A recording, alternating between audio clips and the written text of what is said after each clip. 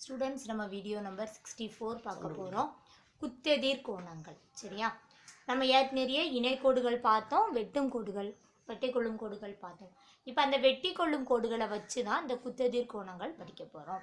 சரியா? இரு கோடுகள் ஒன்றையொன்று வெட்டி கொள்ளும் போது உருவாகும் இரு ஜோடி அடுத்தமையா கோணங்கள் குத்தெதிர் கோணங்கள் ஆகும். இப்போ இந்த ரெண்டு கோடு ஒன்றுக்கு ஒன்று என்னது வெட்டி கொள்ளுது. சரியா? இப்போ இதில் இங்கே ஒரு கோணம், இங்கே ஒரு கோணம், இங்கே ஒரு கோணம், இங்கே ஒரு கோணம் உருவாகுது. சரியா? குத்தெதிர் கோணங்கள்லாம் இப்போ இதுவும் இதுவும் இதுக்கு அடுத்தாப்புல இது இருக்குது, அப்படி தானே?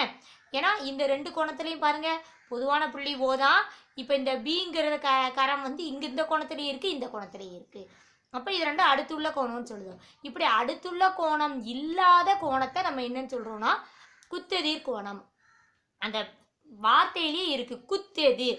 அதற்கு நேர் குத்தா எதிராக இருக்கும். அந்த ஒன்றுக்கு நேர் இங்கே 3 இருக்குது, இங்கே 2க்கு நேர் இங்கே 4 இருக்குது. அப்போ இந்த 1 3 குத்தெதிர் கோணம், 2 4 குத்தெதிர் கோணம். இந்த குத்தெதிர் கோணங்கள் எப்படி இருக்கும் அப்படின்னா ஒன்றுக்கொன்று சமமாக இருக்கும். 1 என்ன அளவு இருக்கோ அதான் 3 இருக்கும், 2 என்ன அளவு இருக்கோ அதான் 4 இருக்கும். இப்போ எப்படி குத்தெதிர் கோணம்னு சொல்கிறோம் அப்படின்னா இப்போ 1ஆம் நம்பருக்கு பாருங்கள் AOB அப்படி தானே இருக்குது. ஏ ஒரு கரம், பி ஒரு கரம், அப்படி தானே?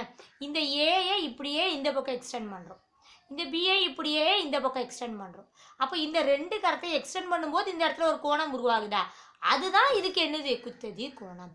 நார்மலாக நம்ம இப்படி பார்த்தாலே சொல்லி தான் இதுக்கு நேர் எதிர் இருக்குது. அதே மாதிரி இங்கே பாருங்கள், இப்போ இந்த ரெண்டாவது கோணத்தை எடுத்துக்கோங்க, BOC அப்படி தானே? இப்போ இந்த பியை எக்ஸ்டெண்ட் பண்ணால் எங்கே போகுது, இங்கே டியாக போகுது. இந்த சியை எக்ஸ்டெண்ட் பண்ணால் எங்கே போகுது, ஏயா போகுது.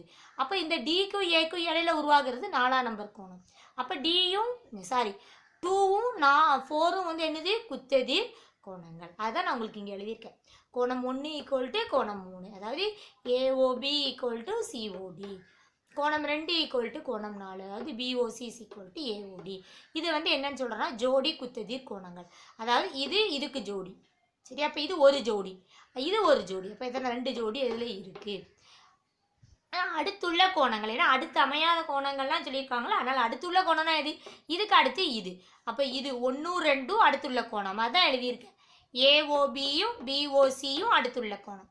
இந்த CO அடுத்தது இதுவும் அடுத்துள்ள கோணம். BOCயும் CODயும் அடுத்துள்ள கோணம்.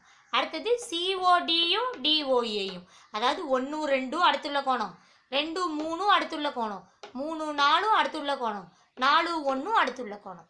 ஆனால் 1 3 குத்தெதிர் கோணம், 2 4 குத்தெதிர் கோணம். சரியா? இனி நம்ம என்ன செய்ய போகிறோம் அப்படின்னு சொன்னால் குத்தெதிர் கோணத்தை வச்சு அடுத்தால் என்ன செய்ய போகிறோம், நம்ம கணக்கு செய்ய போகிறோம். ஹோம்ஒர்க் என்ன கொடுத்துருக்கேன்னா பேஜ் நம்பர் 96 இவற்றை முயல்க அப்படின்னு இருக்கு.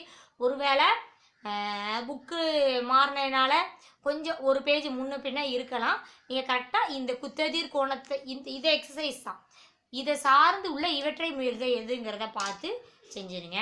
நெக்ஸ்ட்டு நம்ம இதை வச்சு சம்மு எப்படி செய்ய போகிறோம் அப்படிங்கிறத என்ன செய்வோம் பார்ப்போம். Thank you students.